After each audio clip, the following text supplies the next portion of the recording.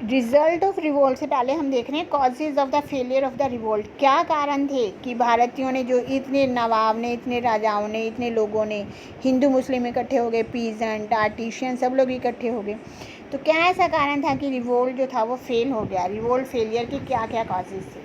क्या थे बेटे? The uprising has been plan for month but it is broke out before the appointment date. Uprising क्या थी? जैसे इन्होंने रखा था ना कि हम जो था इसकी डेट कोई और फिक्स की गई थी, लेकिन रिपोर्ट जो था वो उससे पहले स्टार्ट हो गया था। It did not go according to the plan of the revolutionaries, fail to spread it beyond the central India and Delhi. कहते इसको फैलाने में भी वो कामयाब नहीं हो सके थे। जो रेवोल्यूशनरी ने जो प्लानिंग की थी उस हिसाब से इस रिवोल्ट को नहीं फैला सके, ये सिर्फ सेंट्रल इंडिया में और दिल्ली तक ही रह गया था। If the plan had gone as per the schedule, अगर प्लान शेड्यूल के अकॉर्डिंग जाता, the revolt would have broken out in many parts of India simultaneously. अगर ऐसा होता तो पूरे देश में जो था वो अलग अलग जगह पर एकदम से रिवोल्ट स्टार्ट होता। And it would have been very difficult to Lord Canning the governor general at that time to control the revolt. तो उस समय लॉर्ड कैनिंग के लिए इस रिवोल्ट को कंट्रोल करना मुश्किल हो जाता। अब जैसे अलग अलग टाइम पे अलग अलग जगह पे हुआ, तो उसकी वजह से जो था वो लॉर्ड कैनिंग को भी टाइम मिल गया था अपनी सेना को एक जगह से दूसरी जगह भेजने के लिए। ये आपसे एक नंबर का क्वेश्चन पूछ सकते हैं, who was the lord at the time of the, या who was the governor general at the time of revolt in the India? कौन थे वो? लॉर्ड कैनिंग थे। इसका सेकंड पॉइंट हो गया, there was no unity among the rebels. Rebels के बीच में जो विद्रोही थे, रिवोल्टी जो थे, उनके बीच में यूनिटी नहीं थी। क्यों नहीं थी? The idea of nationalism had not yet spread. Nationalism का आइडिया बिल्कुल नहीं फैला था। There was no common ideology among the rebels. उनके अंदर कॉमन आइडियोलॉजी नहीं थी। जैसे हमने देखा ना, रानी लक्ष्मीबाई जो थी वो अपनी झांसी चाहती थी, तांत्या टोपे कानपुर चाहते थे, नाना साहब कुछ और चाहते थे, बेगम हजरत अवध को हासिल करना चाहती थी। उनके अलग अलग कॉजेज थे जिसकी वजह से वो लड़ रहे थे। The sipahi of Bengal wanted to revive the glory of the Mughal, and जो मुगल एम्पर को वापस चाहते थे, while the Nana Sahab and Tantya Tope try to reestablish the Maratha power and Rani Lakshmibai fought for their lost kingdom. सब अपने अपने बेनिफिट के लिए लड़ रहे थे। The rising was not widespread. Rising जो थी वो वाइड स्प्रेड नहीं थी। It was limited in the north and central India. In the north and the Sikh and the Nizam and the Scindia were unaffected by the revolt। कहते क्या थी? Rising ज़्यादा फैली हुई नहीं थी। ये कहाँ थी? नॉर्थ और सेंट्रल इंडिया तक ही लिमिटेड थी। नॉर्थ में से सिख और निज़ाम और स्किंदिया ने जो था वो इसमें पार्टिसिपेट नहीं किया था। एंड द गुरु खासन द ओनली रिमेन लॉयल, वो ब्रिटिशर्स के लॉयल बन के रहे, but help the Britisher to suppressing the mutiny. उन्होंने बल्कि इस मुटनी को दबाने में ब्रिटिशर्स की हेल्प की थी। The rivals could not match the sophisticated and modern weapons and the disciplined army of the British। जो रिबल्स थे वो क्या थे? उनके पास मेन कॉजेज था, उनके पास जो थे वो मॉडर्न वेपन नहीं थे। Lack of the modern weapons बोल सकते हो आप। But an organize communication system and military state led to the British victory. कहते लेकिन ब्रिटिशर्स के पास क्या थी? एक ट्रेंड मिलिट्री था उनके पास, और पूरा ऑर्गेनाइज सिस्टम जो था, कम्युनिकेशन अच्छी थी, जिसकी वजह से वो रिवोल्ट को जीत सके। The leadership of the revolt was neither strong nor give the direction to the rebels. जो मेन लीडर की मेन क्या है बेटे? एक ऐसे लीडर की कमी थी जो कि उनको सबको गाइड करता, डायरेक्ट करता। Lack of the main leader. And the Indian ruler fought to liberal their own territories. Indian ruler अपनी टेरिटरी को फ्री करना चाहते थे। Did not think about the freedom of the whole country. पूरी country को जो था वो आज़ाद नहीं करना चाहते। Moreover the company official got timely help from the government British. ज़्यादातर क्या थी? कंपनी के ऑफिशियल ने क्या की थी? गवर्नमेंट को जो थी वो कंपनी से हेल्प मिल गई, ब्रिटेन से कुछ सिपाही आ गई, सेना आ गई, वेपन्स आ गए, जिसकी वजह से भी वो लोग हार गए।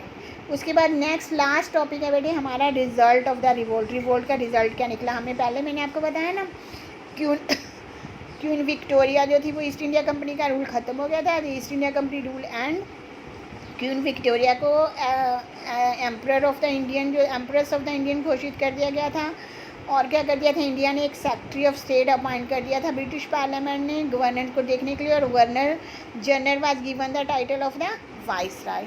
उसके बाद है द ब्रिटिश ऑर्गेनाइज। उन्होंने क्या कर दिया था बेटी? एक और आर्मी, अच्छी तरह से मजबूत आर्मी बनाई ताकि अगर फ्यूचर में कोई रिवोल्ट हो उसको दबाया जा सके। The policy of ruthless consequence of the annexation of Indian territories was given up. जो ब्रिटिशर्स इंडियन टेरिटरी को अनेक्स कर रहे थे, अपने उसमें मिला रहे थे, उन पॉलिसीज़ को ख़त्म कर दिया गया. कौन सी पॉलिसी ध्यान है आपको? जैसे डॉक्ट्रिन ऑफ लैब पॉलिसी थी, सब्सिडी अलाइंस थी, उनको ख़त्म कर दिया गया. The Indian princes were given the assurance that their states would not be annexed and were granted to right the adoption. भारतीय राजाओं को ये उनको विश्वास दिलाया गया कि आपकी जो है वो उसको आपकी हम टेरिटरी को अपने में नहीं मिलाएंगे, बल्कि उनको राइट टू अडॉप्शन भी दे दिया गया था, गोद लेने का अधिकार भी दे दिया गया था.